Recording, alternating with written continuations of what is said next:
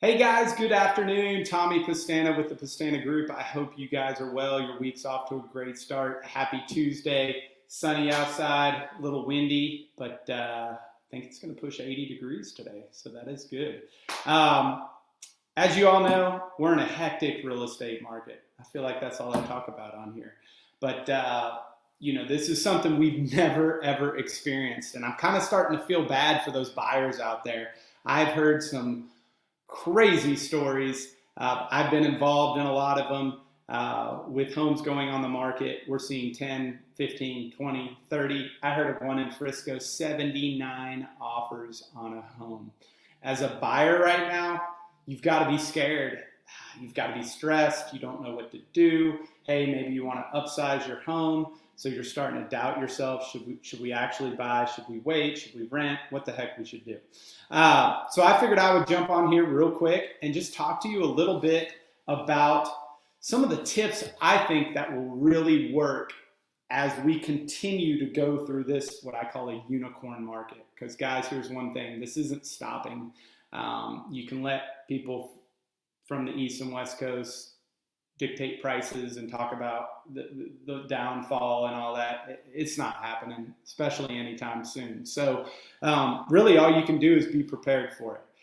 If you're in your home, you've got equity and you don't plan on going anywhere, great. You're sitting pretty because, I saw a stat yesterday. I think overall in the United States, we've seen a 15% increase in home values from March 2020 to March 2021.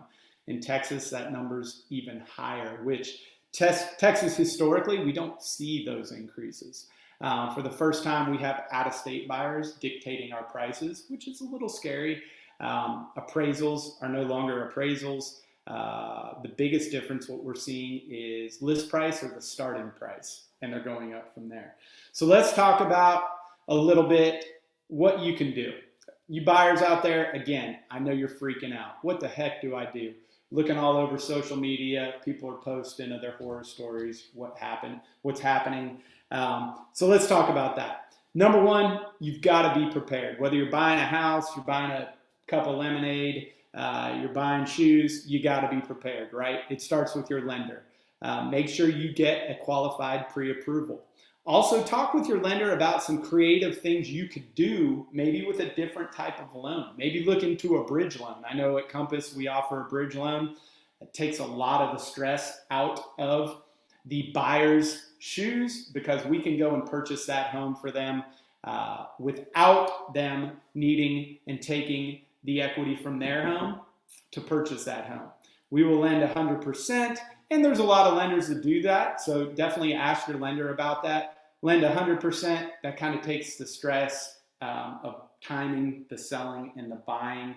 Yeah, you pay a little bit more for the loan, but in this market, that little bit doesn't freaking matter. So yeah, definitely be prepared. Get a pre-approval, talk with your lender, know where your finances are. A lot of people like to bid, and then when it comes down to it, they don't have the money. Just be smart with it.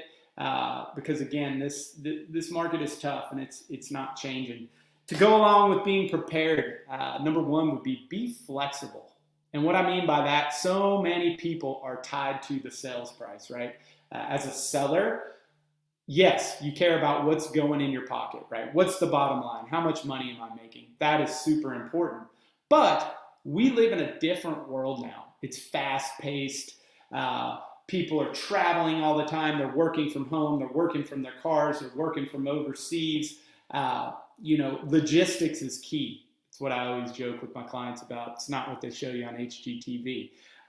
Be flexible with your offer. Yeah, you're going to need to go over asking price. Yeah, you're going to have strong down payment. But what about offering a 2-month lease back? What if that seller's kid is in school and lists today but doesn't want to be out till June 7th? Do you have the flexibility to close quick, give them a complimentary lease back till June 7th? That will allow them to get their money, coordinate their next move, takes a lot of the stress off of them.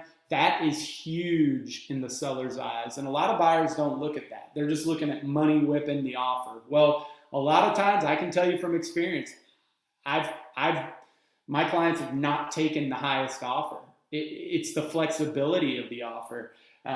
You know, the money down, the earnest money, the dates. There's so much to it that is a part of the offer rather than just the price. So you've got to be prepared. You've got to be flexible. Let's talk about the next one. This is something a lot of people and a lot of agents don't talk about, but I think it's going to become the norm. You've got to start shopping for homes at a lower price point than what you can spend. And what I mean by that, if your pre-approval says $700,000, quit looking at homes listed at $699, because that home at $699, that's a starting point. You're probably going to pay $725. You're probably going to pay $750 for that home. So that can put you in a financial situation that's not good. It will also get you out of your pre-approval range, which as a listing agent, if I see that, I'm throwing that offer away. You know, if you're pre-approved for $700,000, you need to be looking at homes for $600 or maybe $650. Again, that will give you that flexibility. That will give you the option to go higher than list price. When the appraisal doesn't come in, like they're not, because the appraisals are not catching up to this market, you're going to need to put more money down to make up the difference. You know, if you pay $700 for a home and the appraisal comes in at $650, someone, buyer or seller's got to make up that $50,000. It's not going to be the seller in this market. I'm sorry. So you better have $50,000 more dollars to put down, or an appraisal waiver, or you better have cash. You know, cash is king, right? So flexibility. You've got to be prepared when you're shopping. Give yourself about a 5% cushion under what you're comfortable spending to be able to go strong at an offer. Lastly, make sure you're working with the right person, right?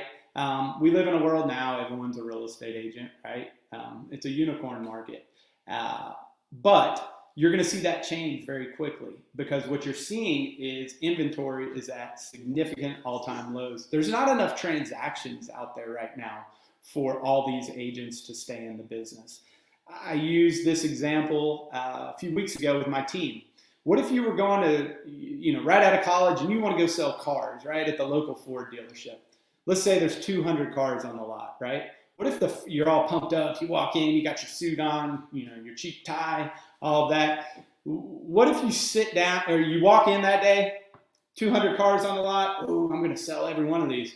But wait a minute, there's 250 car salesmen in the lobby.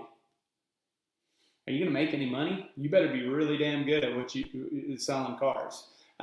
So that's what we're seeing. There's 1.4 million real estate agents out there. There's only like 1 million homes on the market. That's ludicrous. So make sure you're working with the right agent, right? Real estate's being disrupted now by these companies offering discounts and this and this and this. That little 1%, 1.5% discount's great, right? But it doesn't matter in this market. You've got to have an agent that knows what they're doing. They've got to be creative with their offer. They've got to have your back. They've got to have experience, and they've got to know that area. I'd be lying to you right now if someone calls me from Rockwall across the DFW and goes, hey, Tommy, I want you to come find me a home over here.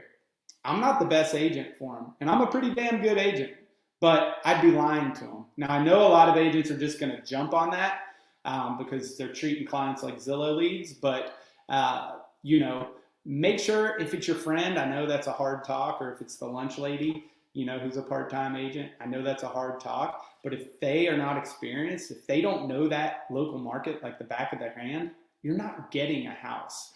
The $4,000 rebate they're going to give you doesn't freaking make a difference. And lastly, they need to have good relationships and a good reputation in the area. That's one thing I talk to all my agents about. I've worked with a handful of agents that I've just wanted to wring their neck after the transaction. They did everything wrong. They were unethical. They weren't fair. But in the end, I knew I had to take the high road because I'm going to work with them again at some point, unless they're out of business.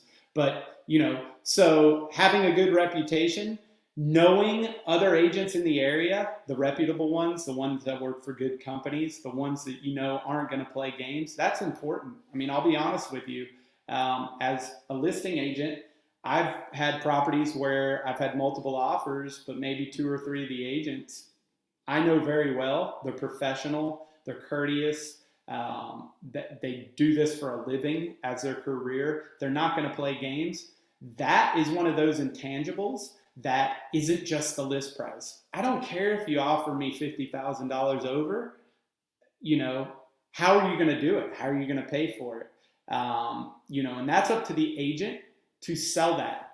I love having my clients write letters. I know it's cheesy, it's soppy, but you know what? You got to do everything you got to do. If you got some cute kids, throw them on Facebook. Send that seller an instant message. Write them a nice soppy letter with a teardrop. You got to get under their skin, right? In a good way.